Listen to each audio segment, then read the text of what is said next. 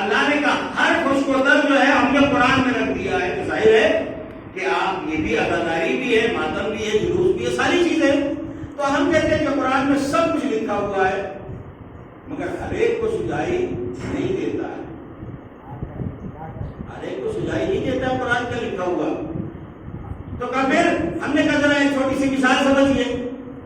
دیکھیے کئی انسان جب جاتا ہے مہمان بن کے، ایک عالم کی مثال دے دے، ایک ذاکر کی، خطیب کی، کہ نئی جگہ پہ جب جاتا ہے اور کوئی جوان اس کو ریسیو کرنے کے لیے جاتا ہے، چاہے ایئرپورٹ جائے چاہے اسٹیشن جائے، تو چونکہ وہ دیکھے ہوئے نہیں ہوتا ہے، آج کل تو خیر سوشل میڈیا کا زمانہ ہے، واٹس ایپ پہ فوٹو بھی آ گئی، سب کچھ ہے، مگر پھر بھی پوچھنا ضرور ہے کہ ہم ان کو پہچانیں گے کیسے؟ تو جس کے یہاں آنا ہوتا ہے وہ بتاتا ہے کہ بھائی جاؤ گے دیکھو گے، مثلا ٹوپی لگائے ہوئے ہوں گے، شیروانی پہنے ہوئے ہوں گے، چشمہ لگائے ہوئے ہوں گے، کچھ چیزیں وہ ہیں کہ جو ظاہر میں دکھائی دیتی ہے۔ اب مولانا مثال کے طور پہ آ گئے ایئرپورٹ سے یا اسٹیشن سے گھر آ گئے، ان کے لیے چائے بننے لگی، تو پوچھا یہ جاتا ہے کہ مولانا آپ کو ڈائبٹیز تو نہیں ہے، شوگر تو نہیں ہے؟ مولانا نے کہا نہیں بھائی ہم کو شوگر ہے تو ذرا شکر نہ ڈالیے گا، یہ ڈالیے گا تو بہت ہلکی ڈالیے گا۔ اب چھوٹا سا بچہ ایک بیٹھا ہوا تھا، اس نے کہا مولانا آپ کو شوگر ہے؟ کہا ہاں۔ تو کہا ذرا دکھائیے کہ چھوٹے دانے کی ہے کہ بڑے دانے کی ہے؟ اب مولانا کیسے دکھائیں کہ چھوٹے دانے کی ہے کہ بڑے دانے کی ہے؟ اور کھانا کھانے جب بیٹھے تو کہا بھائی ہمیں کولیسٹرول ہے، ذرا چکنائی کم ڈالیے گا، تو کہا کہ وہ اصلی والے ہے، اصلی ڈالڈا ہے، اصلی گھی ہے یا ڈالڈا والی ہے، چکنائی کون سی ہے؟ اب ظاہر ہے یہ چیز دکھانے والی نہیں ہے، یہ چیز جو ہے وہ پیتھالوجسٹ دیکھے گا کہ شوگر ہے تو کون سی ہے، چھوٹے دانے والی ہے، بڑے دانے والی ہے، یا اگر انسان جو کولیسٹرول ہے تو اصلی گھی والا ہے کہ ڈالڈے والا ہے۔ تو کچھ چیزیں وہ ہیں جو سامنے نظر آتی ہے، کچھ چیزیں نظر نہیں آتی ہے۔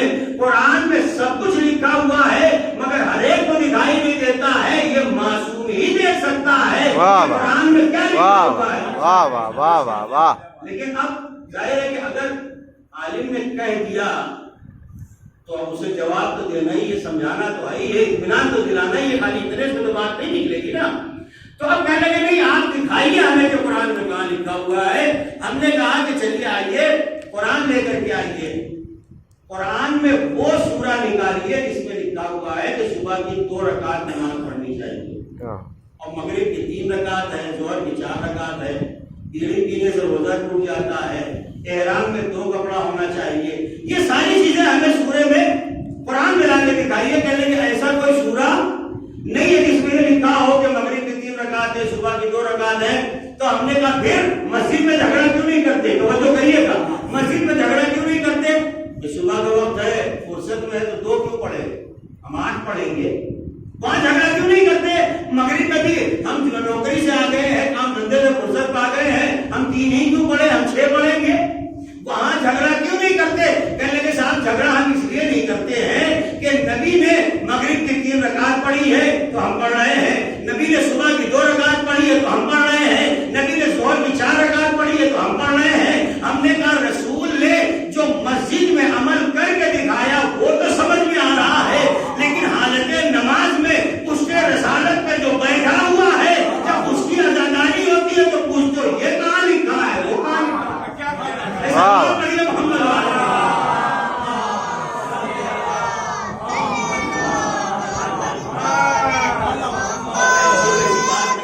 رسالت پہ امام حسین آئے اور امام پشت رسالت پہ بیٹھ گئے۔ اب نبی سجدے سے سر اٹھانا چاہتے ہیں کہ جبرائیل آ گئے، اور جبرائیل نے کہا یا رسول اللہ سجدے سے سر جب تک نہ اٹھائیے گا جب تک حسین خود نہ اٹھ جائے۔ اب اس سے زیادہ اور کیا بات ہو سکتی ہے کہ حسین کی عظمت کو اللہ نے اس طریقے سے ظاہر کیا جب تک حسین نہ اٹھ جائے آپ نہ سجدے سے سر اٹھائیے گا۔ اور پیغمبر نے 3 بار نہیں بلکہ 70 بار سبحان ربی الاعلی و بحمدہ کہا۔ عجیب و غریب بات ہے، جتنے بھی معمومین تھے، اصحاب تھے، وہ سر اٹھا اٹھا کے دیکھتے تھے نبی ابھی سجدے میں ہے اور پشت پہ حسین بیٹھے ہوئے ہیں۔ یا اللہ یہ کیا ہے کیا؟ اللہ نے کہا ہم آج یہ چاہتے ہیں کہ سجدے میں سر تمہارا ہمارے لیے رہے، مگر جب نگاہ اٹھے تو حسین کی زیارت کرو، اور ہر نمازی گواہ ہو جائے کہ حسین کچھ سے رسالت میں بیٹھے تھے، اور جبرائیل یہ کہہ کے چلے کہ ہم کہتے ہیں بھائی جبرائیل جب اتنا کہہ کے جا رہے ہو تو جب حسین کچھ سے رسالت سے اتر جائے تو آ کے بتا دینا، مگر جبرائیل نے آ کے بتایا نہیں، بلکہ حسین جب کچھ رسالت سے اترے تو نبی سجدے سے سر اٹھاتے ہیں، گویا نبی اللہ یہ بتانا چاہ رہا ہے کہ حسین کی عظمت کیا ہے۔ بس ایک جملہ کہہ کر کے میں آگے بڑھنا چاہتا ہوں، جو لوگ کہتے ہیں کہ صاحب نماز افضل ہے یا عزاداری افضل ہے، دونوں کا مقابلہ ہی نہیں ہے۔ عزاداری اپنی جگہ پہ اہمیت رکھتی ہے، نماز اپنی جگہ پہ اہمیت رکھتی ہے، اور عمل رسول کے عمل نے بتایا، توجہ کریے گا، رسول نے نماز کو طول دیا، نماز کو توڑا نہیں، رسول نے نماز کو توڑا نہیں بلکہ نماز کو طول دیا۔ گویا نبی نے بتایا جہاں حسین آ جائے وہاں عبادت ختم نہیں ہوتی ہے، عبادت طولانی ہوا کرتی ہے، واہ واہ واہ واہ واہ، عبادت بڑھ جاتی ہے، واہ واہ واہ، عزاداری ہو تو عبادت میں اضافہ ہونا چاہیے، کمی نہ ہونا چاہیے۔ واہ واہ واہ واہ واہ واہ،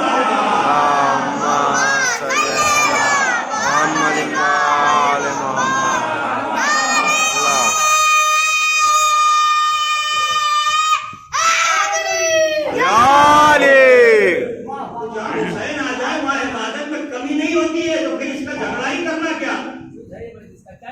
نماز کا وقت ہو تو نماز پڑھو، عزاداری کا وقت ہو تو عزاداری کرو، دونوں میں ٹکراؤ کا کوئی مطلب ہی نہیں ہے۔ اور حسین نے اسی کو تو بچانے کے لیے اپنی جان دی، اور پھر اگر کوئی انسان یہ کہہ دے تو یہ بہت غلط بات ہو جائے گی۔ امام حسین جب کشت پہ آئے تو نبی کو نماز توڑ دینا چاہیے تھا، حسین افضل ہے لہذا ہم نماز توڑے دے رہے ہیں، لیکن نبی نے نماز کو ہی باقی رکھا، حسین کو بھی کشت پہ رہنے دیا۔ گویا نماز بھی ہے حسین بھی ہے، یعنی جہاں حسین ہوں گے وہاں نماز ہوگی، جہاں نماز ہوگی وہاں حسین ہوں گے۔ تو میرے عزیزو یہ سارا مسئلہ جو ہے وہ خسارے سے بچانے والا ہے، نفع اور نقصان دنیاوی۔ میں نے شاید پہلے دوسری مجلس میں عرض کیا تھا کہ نفع اور نقصان جو ہے وہ دنیا کا کوئی بہت معنی نہیں رکھتا ہے، ٹھیک ہے، وقتی طور پہ انسان کو خسارہ ہو جاتا ہے، نقصان ہو جاتا ہے، لیکن پھر دھیرے دھیرے دھیرے کر کے وہ برابر ہو جاتا ہے۔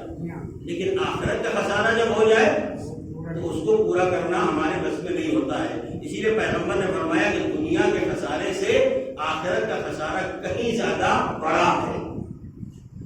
آج دیکھیے کہ ویڈیو کا کیا کہا جائے، ہر ہاتھ میں تو موبائل ہے اور موبائل میں کیمرے ہیں، اور بہرحال پاورفل کیمرے آنے لگے، اتنے میگا پکسل کا ہے، اتنا میگا پکسل کا ہے، اور کمال کی بات یہ ہے کہ اگر کسی کا خدا نہ خاصہ ایکسیڈنٹ ہو جائے تو لوگ ڈاکٹر کے یہاں بعد میں لے جاتے ہیں، پہلے ویڈیو بناتے ہیں۔ ایک تو ویڈیو ہر آدمی بنا رہا ہے اور دیکھ رہا ہے، دکھا رہا ہے سوشل میڈیا پہ، اس کو وائرل کر رہا ہے۔ دوسرے سائنس نے ترقی کی ہے، CCTV کیمرے لگ گئے، تو ابھی آپ کو پتہ ہی نہیں ہے کہ یہاں کیمرہ لگا ہوا ہے، آپ کا ہر عمل محفوظ ہو رہا ہے۔ گویا یوں کہہ دیا جائے کہ غیبی نظام ہے کہ جو آپ کے ہر عمل کو کنٹرول کر رہا ہے، یہ غیبی نظام ہی کہا جائے۔ تو کیا اللہ نے ہمارے سامنے اتنی نعمتیں رکھی ہیں، کوئی غیبی انتظام نہیں رکھا ہے؟ یقیناً رکھا ہے، 2 فرشتے یہاں ہیں اور ہمارے ہر عمل کو محفوظ کر رہے ہیں۔ اب جہاں CCTV کیمرے لگے ہیں بڑے بڑے شاپنگ مال میں، تو وہاں ظاہر ہے کہ وہاں ہر چیز کے سامنے آدمی نہیں کھڑا ہوا ہوتا ہے، آپ جائیے سامان لیجیے، سیدھے کاؤنٹر پہ پہنچیں گے اور وہاں حساب کتاب ہوگا، کیونکہ CCTV کیمرے لگے ہوئے۔ ایک خاتون شاید کسی گاؤں سے کسی بڑے شہر میں آ گئی اور وہ بڑے مال میں چلی گئی، انہوں نے دیکھا سب کچھ سجا ہوا ہے اور کوئی آدمی ہی نہیں دکھ رہا ہے، بڑے پاگل لوگ ہیں، اتنا سب کچھ سجائے ہوئے ہیں اور ایک آدمی بھی نہیں ہے، تو کچھ انہوں نے پرس میں رکھ لیا، کچھ جہاں جیب میں رکھ لیا، یا جہاں ہو سکتا تھا ڈھولا بیگ جو رکھا تھا اس میں رکھ لیا، اور سوچا کوئی دیکھنے والا تو ہے نہیں۔ باہر نکلی تو فوراً تلاشی ہو گئی، پولیس آ گئی کہ صاحب آپ نے چوری کی ہے، کہا آپ کے پاس ثبوت کیا ہے؟ کہا یہ ہم لے چلتے ہیں، آپ کو دکھاتے ہیں کہ آپ نے کہاں سے کون سی چیز اٹھائیے، وہاں لے گئے، وہاں دکھا دیا، ایک بٹن دبایا اور دکھایا یہ دیکھیے آپ نے فلاں چیز وہاں سے اٹھائی ہے، دوسرا بٹن دبایا آپ دکھایا کہ آپ نے فلاں چیز وہاں سے اٹھائی ہے۔ عزیزوں اس دنیا میں ہم جو عمل کر رہے ہیں وہ ہمارا ہر عمل ریکارڈ ہو رہا ہے، جب ہم وہاں پہنچیں گے تب ہمیں پتا چلے گا دنیا میں ہم نے کیا شاپنگ کی تھی۔ واہ واہ واہ واہ، کیا آج کر رہا ہے، ہمیں یہاں پتہ ہی نہیں چل رہا، ہم شاپنگ کرتے جا رہے ہیں، ہم سب کچھ کرتے چلے جا رہے ہیں، جھوٹ بھی بول رہے ہیں، غیبت بھی کر رہے ہیں، گناہ بھی کر رہے ہیں، ہم تو سمجھ رہے ہیں کہ سب کچھ نہیں ہو رہا ہے، لیکن سب کچھ محفوظ ہو رہا ہے۔ اور عجیب و غریب بات یہ ہے، توجہ سے سنیے گا، کہ انسان جب وہاں پہنچے گا تو یہاں بھی دھوکہ دیتا ہے، وہاں پہنچے گا تو اب ایک خالی ایک مثال ہم دے رہے ہیں، ظاہر ہے کہ اللہ نہ بٹن دبانے کا محتاج ہے اور نہ وہاں جو ہے وہ ٹی وی لگی ہوگی، ایسا کچھ نہیں ہے، لیکن جب انسان پہنچے گا اس کے اوپر فرد جرم عائد ہوگی کہ تم نے یہ گناہ کیا، یہ گناہ کیا، کہے گا صاحب ہم نے تو کچھ کیا ہی نہیں، ہمارے ہم شکل کوئی رہا ہوگا، اس نے کیا ہوگا۔ اللہ کہے گا اچھا ایسا ہے، ایک بٹن دبے گا، حالانکہ بٹن دبانے کی بات نہیں، خالی ایک مثال سمجھانے کے لیے، ایک بٹن دبے گا، ذرا دیکھو تم وہ گناہ کر رہے تھے، اچھا دیکھ لیا، دوسرا بٹن دبا وہ گناہ کر رہے تھے، تیسرا بٹن دبا وہ گناہ کر رہے تھے، تو اب انسان کہے گا اللہ ہم یہ نہیں، ہمارا ہم شکل ہے کوئی، اللہ کہے گا اچھا اب ان ملائکہ کو لایا جائے کہ جو یہاں موجود ہیں، انسان کہے گا یا اللہ یہ تیرے ہی آدمی تو ہے، تیرے ہی آدمی تو ہے، ہمارے خلاف ہی گواہی دیں گے، یہ ہماری حمایت میں تھوڑی گواہی دیں گے، دنیا میں یہی سب تو ہوتا ہے، یہ ہیرا پھیری ہوتی ہے، آدمی سوچتا ہے کہ ہم بچ جائیں گے، یہاں بچ جائیں گے، وہاں نہیں بچیں گے۔ اب جب انسان یہ کہے گا یا اللہ یہ تیرے آدمی ہے، میرے خلاف گواہی دیں گے، اللہ کہے گا اب ان کو بھی چھوڑو، ملائکہ کو بھی ہٹا دیا اللہ نے، اب اللہ جو ہے زبان بند کر دے گا، اب انسان کی آنکھ بولے گی، انسان کے کان بولے گے، انسان کا ہاتھ بولے گا، انسان کا پیر بولے گا کہ اللہ کان سے اس نے یہ گناہ کیا ہے، زبان سے اس نے یہ گناہ کیا ہے، آنکھوں سے اس نے یہ گناہ کیا ہے، ہاتھوں سے اس نے یہ گناہ کیا ہے، پیروں سے یہ گناہ کیا ہے۔ اب یہ انسان جس کو اپنا سمجھ رہا ہے، ہم اور آپ، ہاتھ ہمارے پیر ہمارے ہیں، وہاں انسان کہے گا اے میرے ہاتھ، اے میرے پیر، تم تو ہمارے تھے، ہمارے خلاف گواہی کیوں دے رہے ہو؟ اللہ کی طرف سے ان کو قوت گویائی ملے گی اور کہے گا کہ ہاتھ کہے گا، پیر کہے گا، جس کو تم اپنا سمجھتے تھے وہ تمہارا تھا ہی نہیں، وہ امانت تھی، یہ ہمارے پاس جو کچھ بھی اللہ کی طرف سے امانت ہے، اور اللہ جس چیز میں چاہے وہ کلام پیدا کر سکتا ہے، بے شک بے شک۔ میرے عزیزو جس کو ہم اپنا سمجھتے ہیں وہی ہمارے خلاف ہو جائے گا وہاں پہ، اس لیے کہ انسان یہ سمجھتا ہے کہ یہ کر کے فائدے میں ہو جائیں گے۔ وہی پرسوں والی بات کہوں کہ ہر آدمی یہ سمجھتا ہے کہ بے ایمانی میں فائدہ ہے، یہاں بے ایمانی میں فائدہ ہو سکتا ہے، آپ کو لگ رہا ہو تو ایسا ہو سکتا ہے، وہاں پہ ایمانداری میں فائدہ دکھے گا، تو جو کچھ بھی ہے۔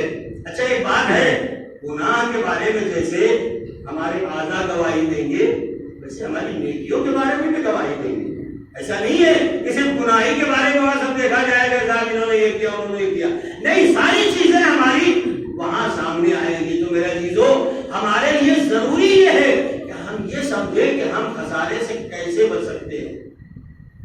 اللہ نے اس سورے میں اعلان کیا ہے، اب ذرا میں آگے بڑھانا چاہتا ہوں، کل کے بعد سے متصل ہو جاؤں گا۔ اللہ نے ہم سے یہ کہا کہ انسان گھاٹے میں ہے، اور اگر انسان گھاٹے سے بچنا چاہتا ہے تو ایمان لائے، عمل صالح کرے، صبر کی وصیت کرے اور حق کی وصیت کرے، مگر ایمان خود لانا کافی نہیں ہے، دوسروں کو بھی ایماندار بنائے۔ عمل صالح خود کرنا کافی نہیں ہے بلکہ دوسروں کو بھی عمل صالح کرنا سکھائے۔ صبر اور حق کی وصیت کرنے کا مطلب دوسروں کو بھی سمجھائے، اپنے آپ کو بھی صبر اور حق کی تلقین کرے، تب جا کر کے وہ خسارے سے بچے گا۔ جتنے بھی انبیاء آئے، جناب آدم سے لے کر کے آخری نبی تک، سب نے یہ تو سکھایا کہ بھائی یہ کرو گے تو تم فائدے میں رہو گے، یہ کرو گے تو گھاٹے میں رہو گے۔ اب ہر آدمی نے اپنے اپنے اعتبار سے لیا، جس میں اس کو صحیح لگا وہ اس نے لے لیا۔ اور ہم اپنے سماج کی اگر بات کریں حقیقت میں ہمارے سماج میں بہت سارے ایسے لوگ ہیں کہ صرف اپنے مطلب والی بات حدیث سے بھی نکال لیتے ہیں، آیت سے بھی نکال لیتے ہیں، جتنا ان کے کام کی چیز ہے اتنا لیتے ہیں، بقیہ چھوڑ دیتے ہیں، کہتے صاحب ہمیں تو پتہ ہی نہیں تھا، ہم تو اتنا ہی جانتے ہیں۔ ارے بھائی پوری بات تو پڑھیے آپ، قرآن کی جو آیت وہ پوری پڑھیے، حدیث جو ہے وہ پوری پڑھیے۔ تو انبیاء جو بھی آئے وہ کس لیے آئے؟ خسارے سے بچانے کے لیے آئے، اور پیغمبر آخر میں آئے، اور قیامت تک کے لیے جو چیزیں بتا کے گئے وہ قیامت تک کے لیے خسارے سے بچانے کے لیے ہمارے لیے کافی ہے۔ کل میں نے عرض کیا تھا کہ پیغمبر نے مبعوث و رسالت جو پیغمبر ہوئے تب دعوت شورشیرہ ہوئی۔ اچھا شاید تبھی سے یہ سنت بھی بنی ہے کہ اگر لوگوں کو اکٹھا کرنا ہے، کو سنانا ہے تو آپ کو کھلانا پڑے گا، بغیر کھلائے نہیں کام چل سکتا۔ جی کھلائیں گے تو ہی ہم سنا پائیں گے، ورنہ نہیں ہوگا۔ نبی نے سنت قائم کی، 3 دن تک دعوت ہوئی، تیسرے دن جناب ابو طالب نے روک دیا بولے، اور اس کے بعد پیغمبر کھڑے ہوئے، پیغمبر نے فرمایا میں تمہارے لیے خیر آخرت لے کے آیا ہوں، لا الہ الا اللہ کو اس میں تمہارے لیے نجات ہے، میں اللہ کی طرف سے نبی بنا کے بھیجا گیا ہوں۔ کون ہے کہ جو میری نصرت کا وعدہ کرے؟ جو میری نصرت کا وعدہ کرے گا وہ میرا وزیر ہوگا، میرا وسیع ہوگا، میرا جانشین ہوگا۔ اب کتنے بڑے مجمع میں جو وہاں پہ موجود تھا اس میں سے کوئی نہیں اٹھا، ایک علی اٹھے 13 سال کے، کہا یا رسول اللہ میں گواہی دیتا ہوں کہ آپ اللہ کے رسول ہیں۔ اب یہاں مجلس ہو رہی ہے مثال کے طور پہ، یہ 2-3 چھوٹے بچے ہیں، اگر ہم کوئی بات کہیں اور ایک چھوٹا سا بچہ علی حمزہ اگر کھڑے ہو کے کہتے کہ مولانا صاحب ہم کہتے ہیں کہ آپ صحیح کہہ رہے ہیں، ظاہر ہے اس کا نتیجہ کیا ہوگا؟ جو بڑے ہیں، بزرگ ہیں، ان کے والد ہیں، تو کہیں گے بیٹا ابھی تم بچے ہو، ابھی تمہاری اتنی عمر نہیں ہے کہ تم تائید کرو کہ مولانا صحیح کہہ رہے ہیں کہ غلط کہہ رہے ہیں، اس لیے کہ بڑے بیٹھے ہوئے ہیں، وہ بہرحال تم سے بہتر سمجھتے ہیں۔ 13 سال کا ایک بچہ ہے، بہت توجہ کیجیے گا، میں اس منزل پہ آ گیا ہوں جہاں آپ انشاءاللہ خاموش نہیں رہیں گے۔ 13 سال کے بچے نے اٹھ کر کے کہا یا رسول اللہ میں گواہی دیتا ہوں کہ آپ اللہ کے رسول ہیں۔ کسی مشرک نے، کسی نے بھی، ایک نے بھی نہیں کہا یا علی ابھی تم بچے ہو، واہ واہ واہ، کسی نے نہیں کہا۔ تو کیوں نہیں کہا؟ میرا عزیزو بہت توجہ کیجیے گا، کیوں نہیں کہا؟ اس لیے کہ ان کافروں کو یہ پتا تھا رسالت ہمارے گھر کی چیز نہیں ہے، رسالت وہاں کی چیز ہے، اللہ کے گھر کی چیز ہے، لہذا گواہی بھی وہی دے گا جو اللہ کے گھر سے آیا ہو۔ واہ واہ واہ واہ واہ واہ، کوئی اللہ کے گھر سے نہیں آیا۔ واہ واہ، سلوات پڑھیے محمد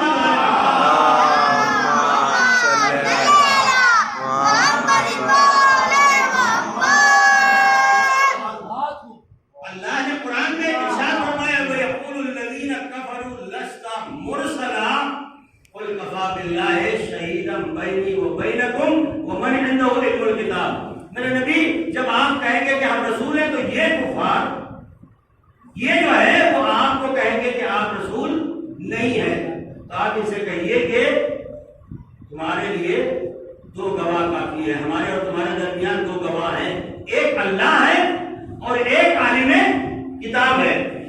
ابھی قرآن نازل نہیں ہوا ہے، ابھی پیغمبر نے اعلان رسالت کیا ہے، مگر اللہ کہتا ایک عالم کتاب اور ایک اللہ۔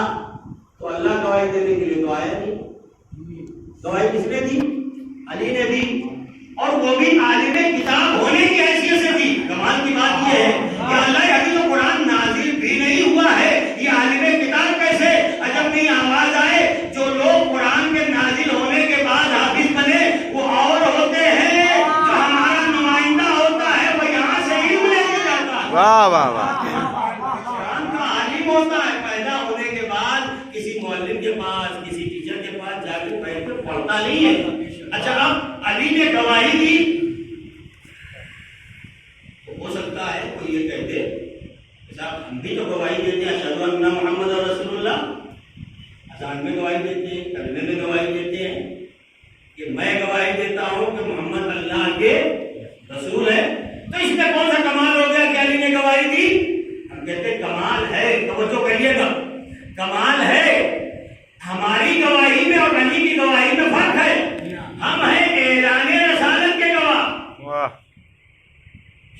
آپ غور کریں گے تو بات میری پہنچے گی. ہم ہیں اعلان رسالت کے گواہ، علی ہے عطائے رسالت کے گواہ. ہم اس بات کی گواہی دیتے ہیں کہ جب رسول نے کہا ہم رسول بن کے آئے ہیں، اور علی اس بات کی گواہی دے رہے ہیں تاج نبوت پہن کے ہم نے دیکھا ہے، نبی بنتے ہوئے ہم نے دیکھا ہے، اللہ کی طرف سے عہدہ مل کے ہم نے دیکھا ہے. واہ واہ واہ سبحان اللہ. سلوات پڑھیے محمد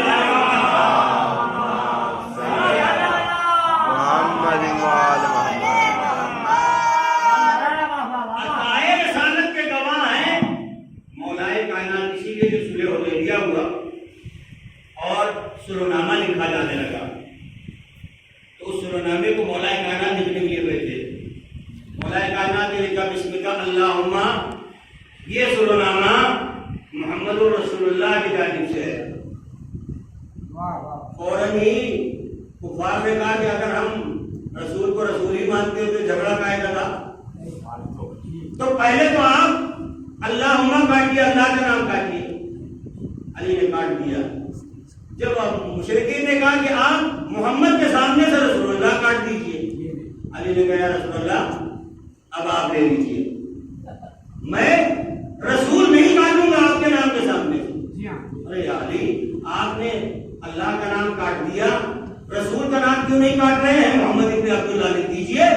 پیغمبر نے کہا کہ میں عبداللہ بھی ہوں اور رسول اللہ بھی ہوں، تو میرے نام کے سامنے سے رسول اللہ کاٹ کر کے عبداللہ نہیں. تو علی نے کہا یا رسول اللہ یہ میں نہیں کروں گا.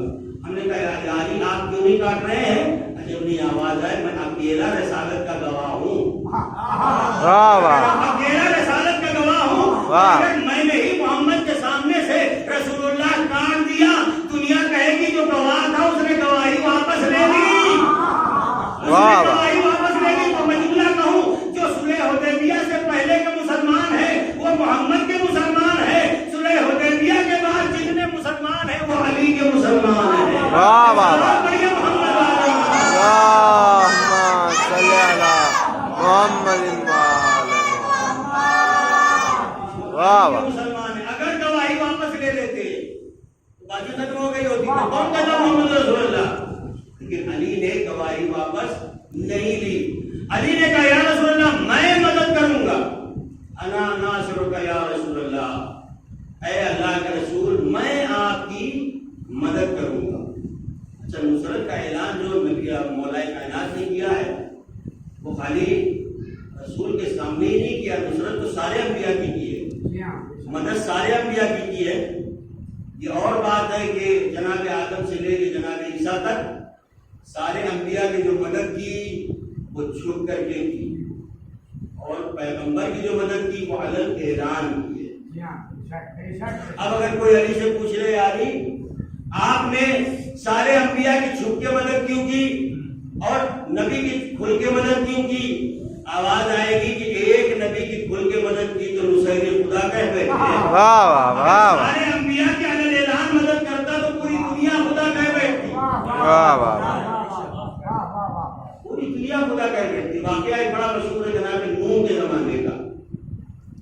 ایک جن تھا، جب جناب نوح کی کشتی چل رہی تھی تو اس وقت ایک شخص تھا، اس نے کشتی کو روکنا چاہا اور مولائے کائنات نے اس کے ہاتھ باندھ دیے.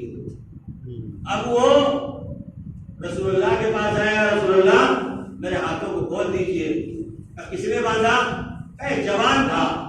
جب میں نے کشتی کو ڈبانا چاہا تو اس جوان نے میرے ہاتھ باندھ دیے اور میں نے پوری قوت لگائی مگر ہاتھ نہیں چھوڑا. ابھی گفتگو ہو ہی رہی تھی کہ اتنے میں سامنے سے مولائے کائنات آتے ہوئے نظر آئے. جلدی سے وہ پیغمبر کے پیچھے چھپنے لگا، جلدی سے پیچھے چھپنے لگا. نبی نے کہا پیچھے کیوں چھپتا ہے؟ کہا یا رسول اللہ جس نے میرے ہاتھ باندھے تھے وہ سامنے آ رہا. اب سمجھے آپ؟ تو ایک بتاؤ پیغمبر نے کہا نہیں باندھ نکلو، پیچھے نہیں چھپو. ہم کہتے ہیں یا رسول اللہ اگر آپ کے پیچھے چھپ رہا ہے تو چھپ جانے دیجیے. کہا نہیں، میں سنت نہیں بننے دینا چاہتا کہ جو علی سے بچ کے آئے گا میرے پیچھے چھپ جائے. واہ واہ واہ واہ واہ واہ. علی کو چھوڑ کے اگر میرے پیچھے چھپنا چاہے گا میں چھپنے نہیں دوں گا. یہ میں سنت نہیں بننے دینا چاہتا کہ کوئی کہتے کہ ہم نے تو علی کو چھوڑ دیا اب نبی کے پیچھے چھپ جائیں گے، نبی کے پاس آگے بچ جائیں گے. واہ واہ واہ واہ واہ آ گیا. اب مولا کائنات نے کہا یا رسول نے کہا یار اس کا ہاتھ کھول دیجیے کہ ہماری شرط یہ ہے کہ کلمہ پڑھ لے.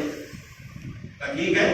اس نے کہا کہ میں کلمہ پڑھتا ہوں لا الہ الا اللہ محمد رسول اللہ. بس علی ہاتھ کھولنے کے لیے آگے بڑھے کہ اتنے میں رسول نے فرمایا یا علی میری بھی ایک شرط ہے. جی میری بھی ایک شرط ہے. کہا کیا؟ کہا اس کے آج جب تک نہ کھولنا جب تک کہ علی ولی اللہ ابھی نہ کہے. واہ واہ گویا خالی لا الہ الا اللہ محمد رسول اللہ کافی نہیں ہے, علی ولی اللہ بھی نجات کے لیے ضروری ہے. اگر نہ کہے گا انسان تو اس کے ہاتھ قیامت تک نہ کھلے. اللہم صلی علی محمد وآل محمد. نصرت کا وعدہ کیا 13 سال کے بچے نے, اور ایک طرف 40 سال کے نبی ہیں اور ایک طرف 13 سال کا بچہ ہے. تو بھول جانے کا امکان کس کی طرف سے ہے؟ ظاہر بچے کی طرف سے ہے, یا تھوڑا سا بھولنے کے علاوہ کوئی دوسرا لفظ بھی استعمال ہو سکتا ہے. حالانکہ پیغمبر بھولتے نہیں ہیں. ہمارے اور آپ کے عقیدے کے اعتبار سے یا کچھ لوگ مانتے ہیں کہ نبی بھول جاتے ہیں نعوذ باللہ, لیکن ہمارا عقیدہ یہ ہے کہ نبی وہ ہوتا ہی نہیں کہ جو بھول جاتا. تو اگر کہیں ذرا سا بھی امکان ہے یہ کہ کسی کی طرف سے کوتاہی ہو سکتی ہے, ظاہر بچہ ہے 13 سال کا اس کی طرف سے ہو سکتا ہے, لیکن نبی اگر تاخیر کر دے, جو وعدہ کیا ہے نبی نے, وعدہ کیا کیا تھا کہ جو میری نصرت کرے گا, جو میری مدد کرے گا وہ میرا وسیع ہوگا, میرا وزیر ہوگا, میرا جانشین ہوگا. تو اب اگر نبی تاخیر کرے تو اللہ یاد دلائے گا یا ایھا الرسول بلغ ما انزل الیک من ربک. میرے نبی آپ نے ایک وعدہ کیا تھا, اس وعدے کو آپ پورا کریے.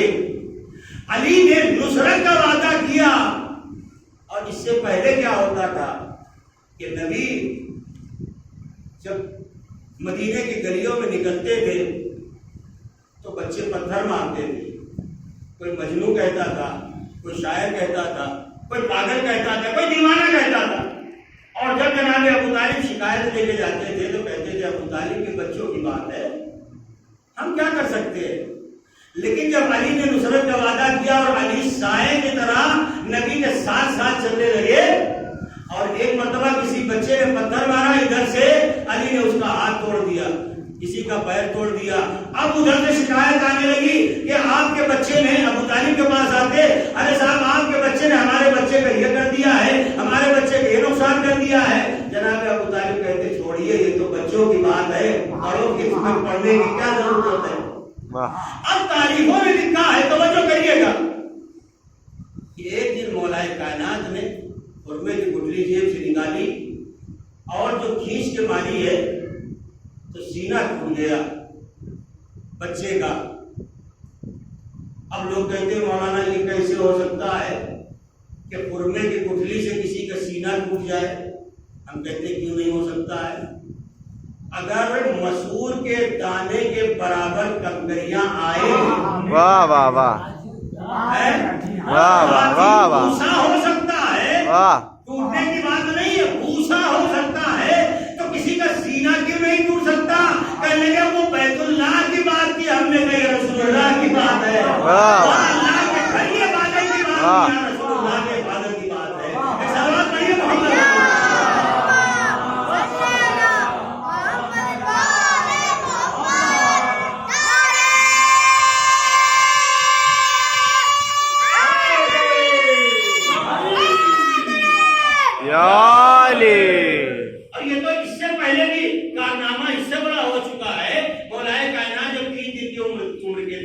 اور پیغمبر لے کے آئے تھے, ابو جہل سرما لگانے کے لیے آیا تھا, تو علی نے ہاتھ مارا تھا, ابو جہل کا منہ ٹیڑھا ہو گیا تھا. ہوا تھا, تاریخ میں لکھا ہوا ہے. لیکن پھر بھی کچھ لوگوں کا یقین نہیں آتا کہ صاحب یہ کیسے ہو سکتا ہے کہ 3 دن کا بچہ اور تماچا مار دے کسی کا منہ ٹیڑھا ہو جائے. ہم کہتے کیوں نہیں ہو سکتا ہے. جناب عیسیٰ اگر 3 دن کی عمر میں کلام کر سکتے ہیں تو علی ہاتھ کیوں نہیں مار سکتے. کہنے کے بھائی وہ اور بات ہے. ہم نے کہا کیا بات ہے. کہنے کے کلمۃ اللہ ہے، ہم نے کہا علی ید اللہ ہے۔ اگر وہ کلمۃ اللہ ہے، کلام کر سکتے ہیں، علی ید اللہ ہے، ہاتھ مار سکتے ہیں، پھر بھی سمجھ میں نہ آئے تو محاورے میں سمجھیے کمزور کی زبان چلتی ہے، طاقتور کا ہاتھ چلتا ہے۔ پڑھیے محمد والی۔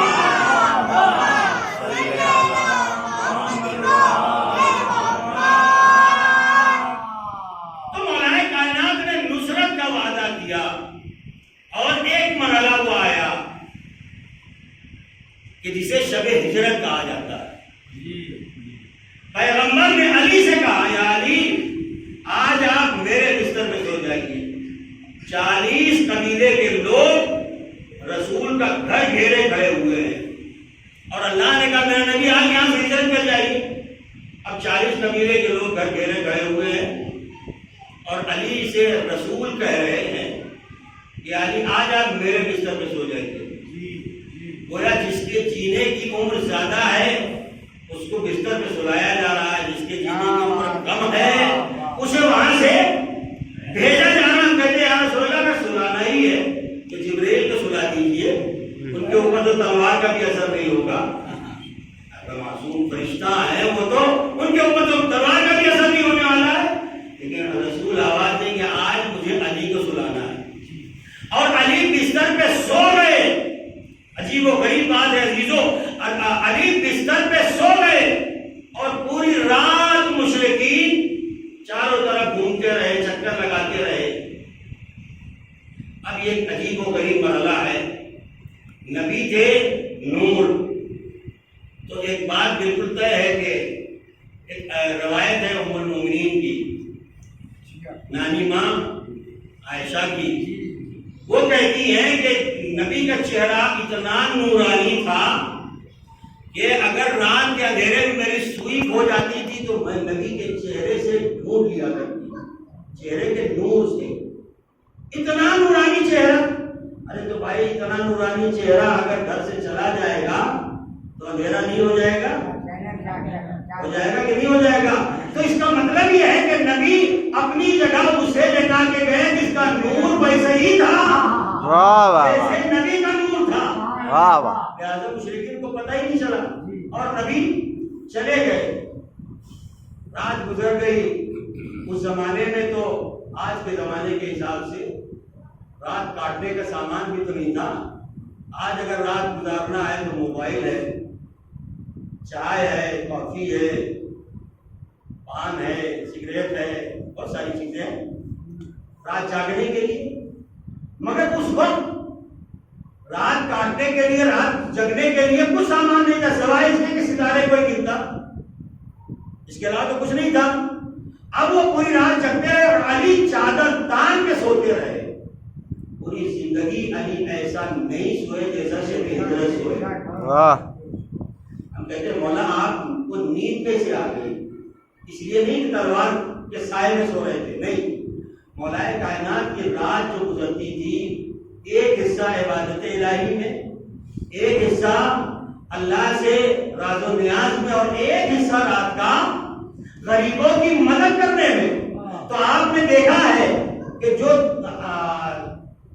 8 بجے یا 10 بجے رات کا سونے کا عادی ہو، اسے اگر آپ 12 بجے رات تک جگا دیجیے تو جھونکے کھانے لگتا ہے، اور جو 2 بجے رات تک جگنے کا عادی ہو اسے 8 بجے بستر پہ لیٹا دیجیے، پھر وہ کروٹ بدلتا ہے، اسے نیند نہیں آتی ہے۔ جس کی پوری رات جاگتے ہوئے گزری ہو اور گزرتی رہی ہو، وہ علی کیسے سو گئے؟ ہم کہتے ہیں مولا کیسے سوئے؟ ہمارے جاگنے کا راز سمجھ لو، سونے کا راز اپنے آپ سمجھ میں آ جائے گا۔ میں جاگتا تھا اطاعت الہی کے لیے، رسول کی حفاظت کے لیے۔ آج میرے سونے سے دونوں کام ہو رہا ہے، اللہ کی اطاعت بھی ہو رہی ہے، رسول کی حفاظت بھی ہو رہی ہے۔ ایک صلوات پڑھیے محمد والا۔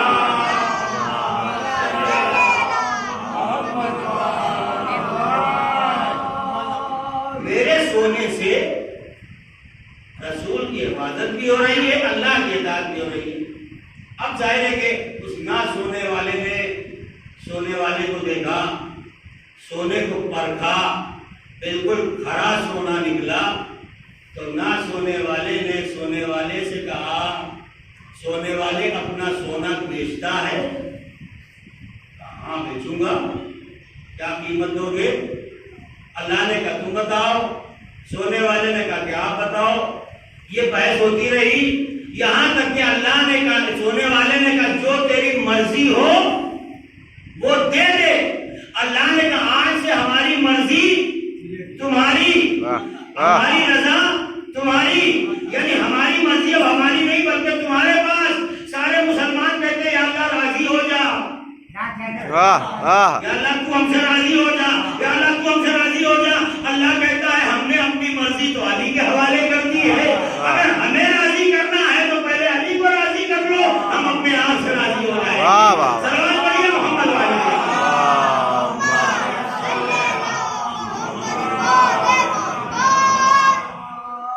اب نبی ادھر غار ثور میں پہنچ چکے ہیں اور ہوا یہ کہ جب نبی غار ثور میں پہنچے تو مکڑی نے جالا تنا، کبوتری نے انڈا دے دیا، ایک کانٹے دار درخت بھی وہاں پہ اگایا. یہ سارے انتظام اللہ نے عبادت کے لیے، پیغمبر کی عبادت کے لیے کیا.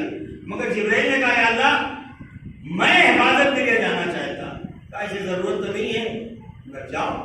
تو جبرائیل نے بہت زیادہ اصرار کیا، لہٰذا اللہ نے جبرائیل امین کو بھیج دیا.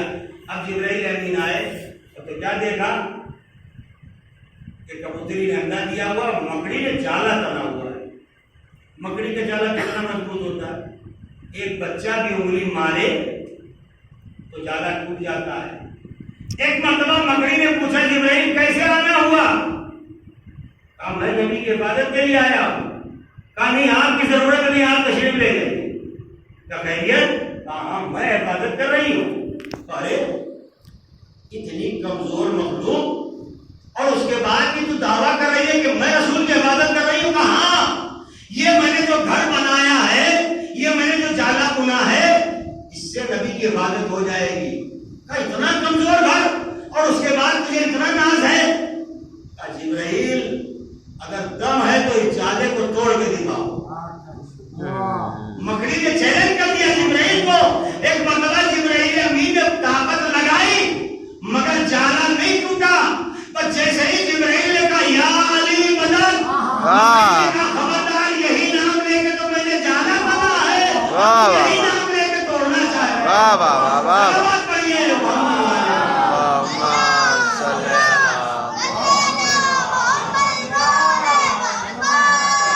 محبت اگر کسی کے دل میں آ جائے اور کوئی اس چیز کو محسوس کر لے تو بڑی طاقت آ جاتی ہے، بڑا دم آ جاتا ہے. اور مکڑی بھی جبرائیل کو چیلنج کر رہی ہے.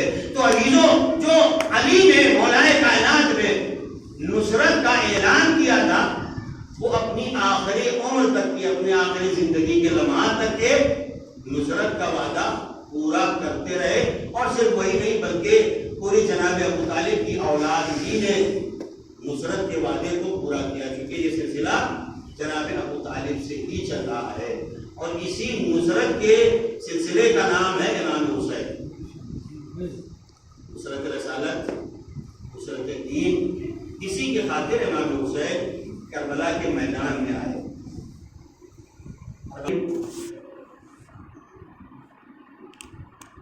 پیغمبر کی وفات کے بعد امام حسین اکثر نانا کو یاد کر کے رویا. ایک دن خواب میں رسول اللہ کو دیکھا. رسول نے پوچھا بیٹا حسین پریشان لگ رہے ہو؟ کہاں نانا عرصہ ہوا آپ کی زیارت نہیں ہوئی ہے، میں آپ کی زیارت سے محروم ہوں. نبی نے فرمایا حسین میں اللہ سے دعا کروں گا کہ اللہ تمہیں ایک بیٹا دے جو ہم شبیہ پیغمبر ہو، ہم شکل پیغمبر ہو. امام حسین نے خواب کو مدینے والوں کو سنایا، سب انتظار کرنے لگے. 1 سال گزرا تھا کہ امام حسین کے یہاں چاند سا بیٹا پیدا ہوا جس کا نام رکھا گیا علی کا. اور تاریخوں نے لکھا ہے جناب علی اکبر کی ولادت پر جتنی خوشی مدینے میں اور بنی ہاشم میں منائی گئی اتنی خوشی کبھی نہیں منائی. اور جو بھی مبارکباد دینے کے لیے آتا امام حسین اسے خالی ہاتھ واپس جانے نہیں دیے۔ جب سب مبارکباد دے چکے تھے ایک مرتبہ جناب زینب کبریٰ بھیا بیٹا مبارک ہو۔ امام حسین نے کہا بہن زینب بتاؤ کیا انعام ہے تو؟ جناب زینب نے کہا میں جعفر طیار کی بہو ہوں، عبداللہ کی زوجہ ہوں، میرے پاس دنیا کی دولت بہت کچھ ہے، مجھے دنیا کی دولت نہیں چاہیے۔ کہا پھر بہن؟ کہا بھابھی کے پاس چلیے۔ امام حسین جناب لیلا کے پاس لے کے آئے۔ ام لیلا جھولا پکڑے ہوئے بیٹھی تھی۔ جناب زینب جیسے ہی پہنچی جناب ام لیلا کھڑی ہو گئی تعظیم کے لیے۔ بی بی آئیے۔ امام حسین نے کہا لیلا ہم نے ابھی تک ہر مبارکباد دینے والوں کو خوش کیا ہے، زینب بھی آئی ہے، ہم زینب کو کس طرح خوش کریں؟ آپ بی بی فرمائیے ہم کیا دے سکتے ہیں؟ جناب زینب نے ایک مرتبہ جھولے کی طرف دیکھا، آواز دی بھیا حسین اللہ و رسول اور ماں فاطمہ کے بعد دنیا میں جو تمہیں سب سے زیادہ عزیز چیز ہے وہ مجھے انعام کے طور پہ دے دو۔ لیلا سمجھ گئی، ایک مرتبہ جھولے سے جنبر کو اٹھایا لا کے زینب کے آغوش میں دیا، بی بی اس سے قیمتی چیز میرے پاس کچھ نہیں ہے۔ جناب لیلا نے اپنے بیٹے کو جناب زینب کے حوالے کیا۔ جناب زینب نے کہا بھابھی گھبرائیے گا نہیں، جب 18 سال کا یہ جوان ہو جائے گا تو میں شادی کر کے آپ کے حوالے کروں گی۔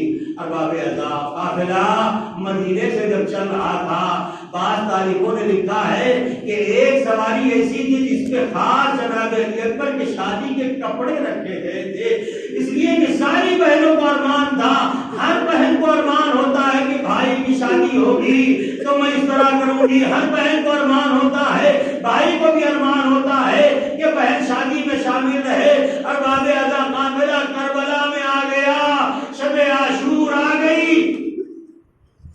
امام حسین ایک ایک خیمے میں جا کے دیکھ رہے، جناب لیلا کی بھی خیمے میں آئے، دیکھا جناب لیلا علی اکبر کو کہ سر کو اپنے زانوں پر رکھے ہوئے ہیں، شمع جلائے ہوئے ہیں اور قریب کیے ہوئے کہہ رہی ہے بیٹا اکبر آج مجھے اپنا چہرہ جی بھر کے دیکھ لینے دو، اس لیے کہ یہ چہرہ کل خاک و خون میں مل جائے گا، بیٹا اکبر میں کبھی تمہارا چہرہ نہ دیکھ سکوں گی۔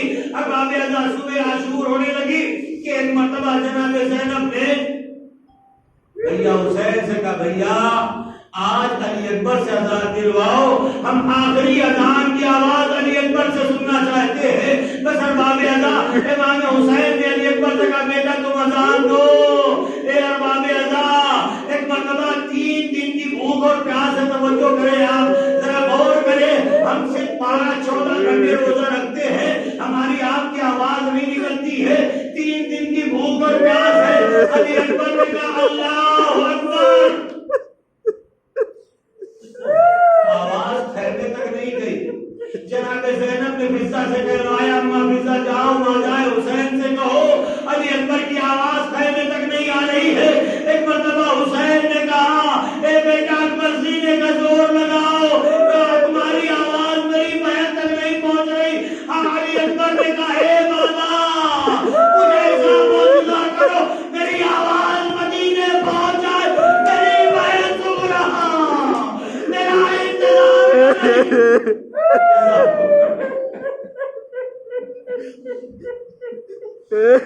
ارباب اعضاء جناب علی اکبر نے سینے کا پورا زور لگایا، اللہ اکبر کہا۔ ادھر مدینے میں سغرا جو سوئی ہوئی تھی ایک مرتبہ چونک کے اٹھی، نانی میرا بھیا اکبر آ گیا، میرا بھیا اکبر آ گیا۔ ام سلمہ نے کہا نہیں بیٹا علی اکبر تو کربلا میں ہے۔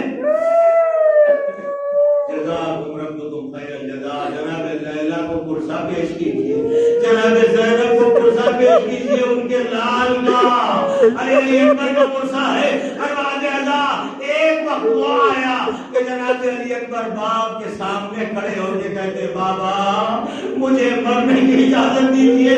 اللہ کسی باپ کو یقین نہ دکھائے کہ ایک جوان بیٹا مرنے کی اجازت مانگ رہا ہو. علی اکبر نے جب کہا تو حسین نے کہا بیٹا اگر تم جان رہے چاہتے ہو تو جاؤ پہلے خیمے میں اپنے اس ماں سے اجازت لو جس نے تمہیں 18 سال پالا ہے. ارباب اعضاء جناب علی اکبر آئے خیمے میں. امام حسین اس کے خیمہ پہ کھڑے ہوئے ہیں. ایک مرتبہ جناب علی اکبر جناب زینب کے زانوں پہ سر رکھتے ہیں اور لیٹ جاتے ہیں. پھر کہتے ہیں بی اماں میں ایک سوال کروں.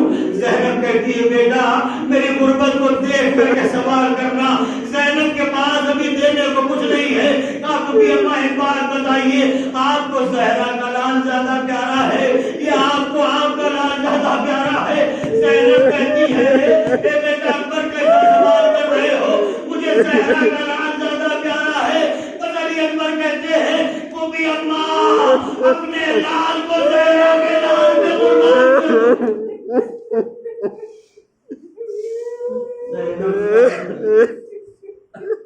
علی اکبر کیا کہنا چاہ رہے کہتی ہے جاؤ بیٹا خدا حافظ. جناب علی اکبر رخصت ہو کے چلے. منظر یہ ہے کہ بار بار خیمے کا پردہ اٹھتا ہے اور بار بار خیمے کا پردہ گرتا ہے. کبھی کوئی بیوی دامن پکڑ لیتی ہے کبھی کوئی بیوی دامن پکڑ لیتی ہے. جناب علی اکبر آئے امام حسین نے گھوڑے پہ سوار کیا اور کہا بیٹا جب تک میں نظر آتا رہا ہوں مجھے مڑ مڑ کے دیکھتے جانا. اور باب اعضاء لیکن جناب علی اکبر نے کچھ دور جا کے محسوس کیا کہ کوئی زندہ پردہ آ رہا ہے.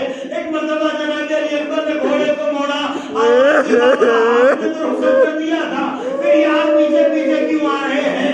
حسین نے کہا بیٹا صاحب اولاد ہوتے تو تمہیں پتہ چلتا اولاد کے کھونے کا کیا ہوگا. اللہ تمام جوانوں کو سلامت رکھے. اور امام نے سوال کیا جناب علی اکبر مقتل میں آئے اور ایک مرتبہ جنگ کرتے کرتے جب گھوڑے سے زمین پہ گرنے لگے آواز دی بابا میرا سلام قبول کیجئے. علی اکبر نے مدد کے لیے نہیں بلایا. جانتے ہیں بوڑھا باپ ہے ارے جوان کے لاشے پہ کیسے آئے گا. لیکن ایک مرتبہ حسین چلے. حسین کی آنکھوں کی بینائی چلی گئی ہے. 18 سال کا جوان حسین کا دل رہا ہے. حسین کی آنکھوں کی بینائی جا چکی ہے.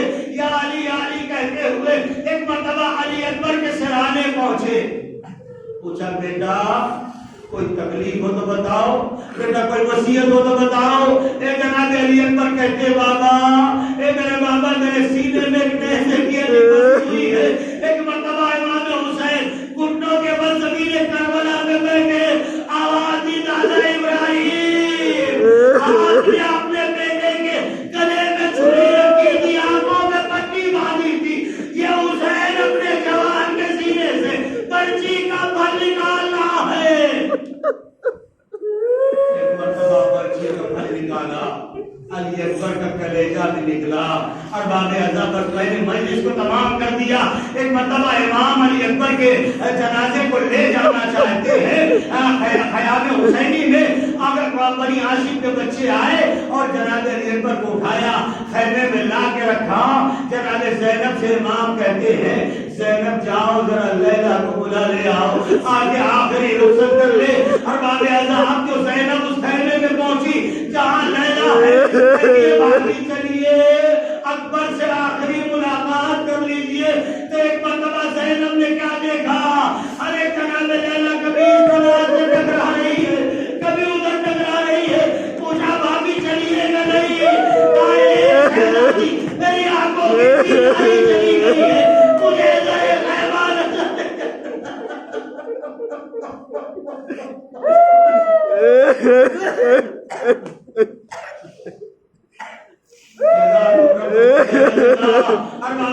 دو جملے مجلس تمام پیش کیجئے گا. ایک مرتبہ جناب زینب نے شانہ پکڑا جناب علی اکبر کے پاس بٹھایا. اب جو جناب لیلا آ گئی تو کہا آقا مجھے چند لمحوں کے لیے علی اکبر کے پاس تنہا چھوڑ دیجئے. اور باب اعضاء سارے لوگ باہر نکل گئے.